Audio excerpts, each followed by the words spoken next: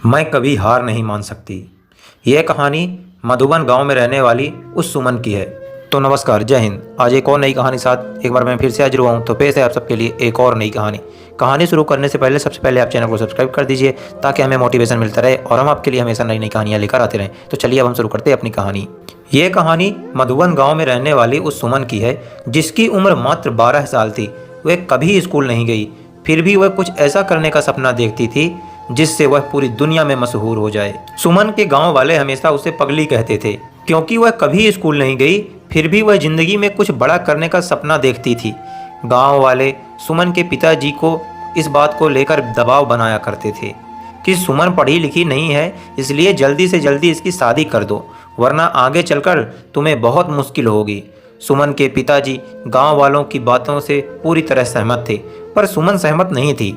उसे तो शादी नहीं बल्कि पूरी दुनिया में नाम कमाना था। कुछ ऐसा करना था जिससे उस पर लोगों को बेटी होने पर गर्व होता। सुमन के लिए यह सब कुछ करना आसान नहीं था। गांव वाले इस बात से बेखबर थे कि वाकई में सुमन करना क्या चाहती थी। वह किसी को इस बारे में बताई नहीं थी कि वह एक अच्छी चित्रकार है। उसे बचपन से ही चित्र बनाना बहुत अच्छा लगता था। शायद यही वजह थी कि उसका मन पढ़ने में नहीं लगता था और इस वजह से वह स्कूल भी नहीं गई कभी। पर उसके पिताजी को उसका चित्र बनाना अच्छा नहीं लगता था। उन्होंने कई बार सुमन के बनाए गए चित्र को आग के हवाले कर दिया था, फिर भी सुमन हार नहीं मानी।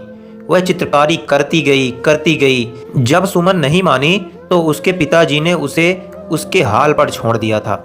अब एक दिन की बात है, सुमन अपने कमरे में चित्र बनाने में इतनी खोई हुई थी कि उसके पिताजी उसके पास जाकर खड़े हो गए। उसे बिल्कुल एहसास नहीं हुआ। तभी सुमन के पिताजी बोले, तो सुमन, तुम नहीं मानोगी, यह बेवकूफ़ी वाला काम तुम्हारे किसी काम नहीं आने वाला है।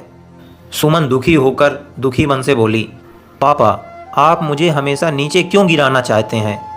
मैं ज़िंदगी में कुछ करना चाहती हूँ, आप मुझे बार बार क्यों रोकते हैं? इसके बाद फिर से सुमन के पिताजी बोले, अगर हमें इस गांव में रहना है तो तुम्हें वही करना होगा जो यह गांव वाले चाहते हैं। सुमन दृढ़ संकल्प से बोली, कभी नहीं, मैं जो चाहती हूँ वही करूँगी, चाहे जो हो जाए। मुझे हराना किसी के लिए इतना आसान नहीं है। इस पर सुमन के पिताजी फिर से बोले, तुम ये नहीं चाहती ना कि मैं तुम्हें तुम्हारे सारे सपनों को जलाकर राख कर दूँ? इस पर सुमन ने कहा, पापा, इंसान में इतनी ताकत कहाँ है कि वह भगवान के दिए गए हुनर को जलाकर राख कर सके। आपने मेरे बनाए गए चित्रों को जलाया है, मेरी हुनर को नहीं। सुमन के पिताजी ने सख्त लहजे में कहा, इसे इलाज की ज़रूरत है। गांव वाले ठीक कहते हैं, तुम्हारी लड़की पागल हो गई है। सुमन फिर से बोली, पापा, आपको पता होना चाहिए कि दुनिया में जो भी बड़े काम हुए हैं पागलों ने ही किए हैं और करते रहेंगे। मैं भी उन्हीं पागलों में से एक हूँ। सुमन के पिताजी ने कहा, मुझे लगता है तुम्हें समझाना बेकार है, और ये तुनकते हुए वह कमरे से बाहर चले गए। सुमन के लिए किसी को समझाना मुश्किल ही नहीं, नामुमकिन था। अगर वह अपने पिता को समझा नहीं सकती थी तो वह दुनिया में किसी और को नहीं समझा सकती। वह घर छोड़कर गांव से दूर चली जाना चाहती, पर वह इस डर से गांव नहीं छोड़ना चाहती थी कि गांव वाले उसके पिताजी को यह कहकर जीना मुश्किल कर देंगे कि उसकी बेटी किसी के साथ भाग गई। गांव वाले तो बस कहने के मौके ढूंढते रहते हैं। अब सुमन को जो भी करना था वह गांव में रहकर ही करना है। वह गांव वालों को सफल होकर दिखाना चाहती थी ताकि वे भी अपनी बेटियों को आगे पढ़ने और बढ़ने का मौका दें, उनकी बेटियां भी अपने पैरों पर खड़ी हो सकें। अब एक दिन की बात है, एक दिन सुमन के मन में यह विचार आया कि वह गांव में अपने बनाए गए चित्रों की प्रदर्शनी लगाएगी और पास के 10 गाँवों में प्रचार प्रसार के लिए जाएगी। वह इस बारे में बात करने के लिए अपने पिताजी के पास गई। शायद उसे इस काम में किसी की मदद की आवश्यकता थी। अब सुमन अपने पिताजी के पास जाकर बोली, पापा, मैं आपसे कुछ कहना चाहती हूँ, शायद आपको अच्छा नहीं लगेगा। सुमन के पिताजी बोले, बोलो, क्या कहना चाहती हो? सुमन बोली, मैं गांव में अपने बनाए गए चित्रों की प्रदर्शनी लगाने जा रही हूँ। इस प्रदर्शनी में लोगों को मेरे हुनर के बारे में पता लगेगा तो वो हमें कुछ नहीं कहेंगे बल्कि मुझ पर गर्व महसूस करेंगे। सुमन के पिताजी ने गंभीरता से कहा, गर्व और तुम पर? यह कभी नहीं हो सकता, शर्त लगा लो। किस बात की शर्त पिताजी? यही कि अगर गांव वालों को मेरा हुनर पसंद नहीं आया? उसके पिताजी ने कहा, हाँ ठीक है, अगर उनको तुम्हारा हुनर पसंद नहीं आया तो तुम चित्रकारी छोड़कर शादी करके यहाँ से चली जाओगी। बोलो, मंजूर है यह शर्त तुम्हें? सुमन बोली, हाँ मंजूर है मुझे, पर आपको मेरी प्रदर्शनी का प्रसार 10 गाँवों में करना होगा। उसके पिताजी बोले, ठीक है, मैं तैयार हूँ। तो सुमन बोली, तो मैं भी तैयार हूँ। देखना है किसकी जीत होती है और किसकी हार। सुमन और उसके पिताजी प्रदर्शनी की तैयारी करने में जी जान से जुट गए। सुमन के पिताजी अपने खास दोस्तों के साथ पास के 10 गांवों में प्रदर्शनी के प्रचार प्रसार के लिए गए और उन्होंने घर घर जाकर प्रचार प्रसार किया। अब सुमन खुश थी कि उसकी प्रदर्शनी देखने के लिए 10 गांवों से लोग आने वाले थे। तैयारी भी अच्छी खासी हुई थी और यही नहीं बल्कि 3 दिन चलने वाले इस प्रदर्शनी को देखने वाले आने वाले काफ़ी खुश दिखाई दे रहे थे। प्रदर्शनी के उद्घाटन के लिए शहर से जिला अधिकारी को बुलाया गया था। जिला अधिकारी ने गांव वालों के सामने सुमन को यह कहकर शाबाशी दी कि भगवान करे ऐसी लड़की हर माँ बाप को दे, जिससे गांव ही नहीं बल्कि पूरा देश रोशन होता है। प्रदर्शनी शुरू हो गई। 10 गांवों से प्रदर्शनी देखने आने वाले लोगों का मेला लग गया। जो भी प्रदर्शनी में लगे हुए सुमन के हाथों से बनाए गए चित्रों को देखता था, दांते तले उंगली दबा लेता था। सुमन ने गांव के जीवन को बेहतरीन तरीके से कैनवास पर उतार दिया था। सुमन के हर चित्र में पिता का दुलार और माँ का प्यार झलकता था, जो सबको मंत्रमुग्ध कर लेती थी।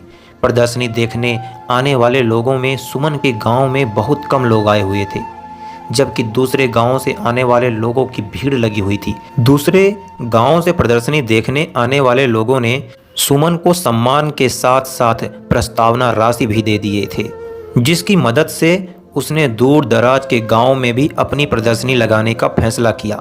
सुमन ने प्रदर्शनी खत्म होने के बाद अपने पिताजी से कहा, पापा अब आप बताइए ना, कौन जीता और कौन हारा? सुमन के पिताजी ने कहा, तुम जीत गई बेटी। मुझे नहीं पता था कि तुम्हें अपने काम में इतना सम्मान और पैसा मिलेगा। तुमने जो हमारा सर गर्व से ऊंचा कर दिया। भगवान ऐसी बेटी हर घर में दे। सुमन गंभीरता से बोली, पापा आपने देखा, अपने गांव से बहुत कम लोग आए थे। जानते हैं क्यों? उसके पिताजी बोले, क्यों बेटी? क्योंकि वे हमारी तरक्की देखना नहीं चाहते हैं। सुमन के पिताजी बोले, बेटी मैं भी तुम्हारा दोषी हूँ। मैंने तुम्हें बहुत परेशान किया है।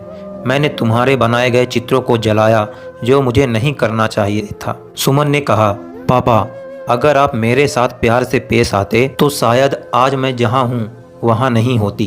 पापा आपकी हर बात से मुझे और अधिक प्रयास करने की ताकत मिलती थी। अब सुमन पिताजी का साथ पाकर बहुत खुश थी, और हो भी क्यों ना, अब वह और ज़्यादा प्रयास करके और ज़्यादा ऊपर जाएगी। वह अपने कला को और ज़्यादा निखारने का प्रयास करती रही और साथ ही दूर दराज के गांव में प्रदर्शनी भी लगाती रही। एक दिन भगवान ने सुमन के साथ जो किया वह किसी के साथ ना करे। एक दिन सुमन का एक्सीडेंट हो गया और एक्सीडेंट में उसके दोनों हाथ चले गए। उसके सारे सपने टूटकर बिखर गए। वह निराश जिंदगी से हारी हुई चुपचाप घर के आंगन में बैठी रहती थी। उसके पिताजी का रो रो कर बुरा हाल हो गया था। उनसे अपनी बेटी का दुख देखा नहीं जा रहा था। शायद इसीलिए वे उसके सामने बहुत कम आते थे। सुमन खुद को समझाने की पूरी कोशिश करती थी कि उसकी कहानी इतनी आसानी से खत्म नहीं होने वाली। अब उसकी लड़ाई ना तो पापा से है और ना ही गांव वालों से। अब उसकी जंग उसकी किस्मत से है। अब चाहे जो हो जाए वह किस्मत को हराकर ही मानेगी, दुनिया में नाम कमाकर ही मानेगी। सुमन एक बार फिर से नए शुरू से काम शुरू कर दी। इस बार वह हाथों से नहीं बल्कि अपने पैरों से चित्र बनाने की कोशिश कर रही थी, जिसे देखकर उसके पिताजी का दिल पसीज गया। बिटिया यह क्या कर रही हो? अब तो मान जाओ। सुमन बोली, पापा मैं कभी हार नहीं मान सकती। मेरी कहानी इस तरह से ख़त्म नहीं हो सकती। उसके पिताजी बोले, क्या तुम्हें लगता है कि तुम इस तरह से अपने सपनों को पूरा कर लोगी? सुमन ने कहा, पापा अगर इरादे पक्के हों तो कोई भी काम इस दुनिया में मुश्किल नहीं है। मेरे से ज़्यादा लोग हादसे झेलते हुए हैं, फिर भी वे कामयाब होते हैं। यह सुनकर सुमन के पिताजी ने कहा, ठीक है बेटी, तुम प्रयास करो, मैं हमेशा तुम्हारे साथ हूँ। देखना, तुम्हारे इस तरह से प्रयास करने से तुम्हारी किस्मत ज़रूर हार जाएगी और तुम जीत जाओगी। और इस तरह से कई सालों की मेहनत के बाद एक बार फिर से सुमन की ज़िंदगी अपने ट्रैक पर वापस लौट आई। उसने टूटे हुए सपने एक एक करके जोड़ने लगे थे। वह गांव से लेकर शहर तक अपनी चित्रकारी के लिए मशहूर होने लगी थी। जो गांव वाले सुमन की तरक्की से जलते थे, हादसे के बाद से उसके लिए दुआ करने लग गए थे। अब भगवान भी उसके प्रयास के सामने हार गए।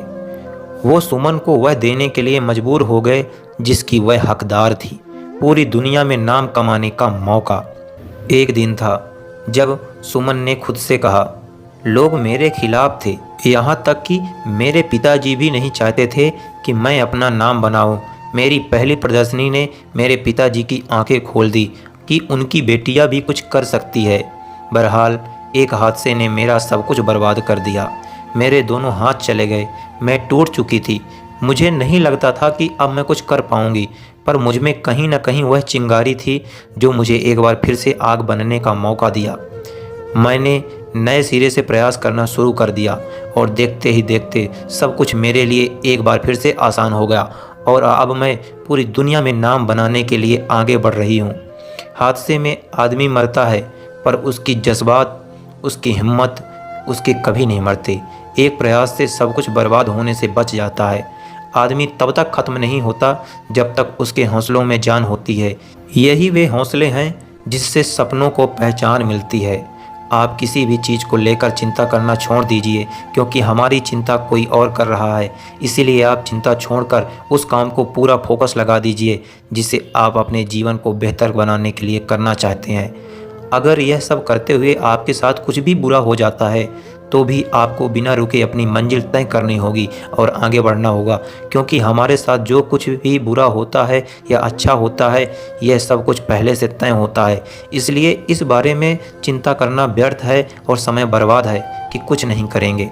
भलाई इसमें है कि हमें बिना परेशान हुए अपने बहुमूल्य काम को तय समय सीमा के अंदर पूरा कर लेना चाहिए। भगवान हमारे बारे में सब कुछ पहले से तय करके रखे हैं, बस हमें चिंता छोड़कर लगातार प्रयास करते रहना चाहिए और अंत में जीत हमें ज़रूर मिलती है।